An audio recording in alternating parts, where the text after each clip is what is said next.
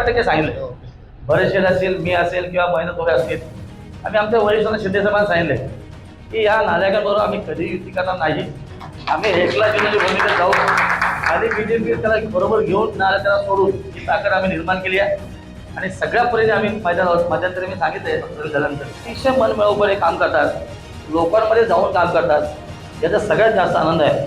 आणि मग येणाऱ्या काळामध्ये सणाचे दिवस आहेत, आता नवरात्रीनंतर दिवाळी येते, दिवाळीमध्ये असा फटाका वाजवा की शेतकरी घरातून बाहेर पडायला पाहिजे, ही तयारी पूर्ण करा, हा संदेश आपल्याला तुम्हाला देतो.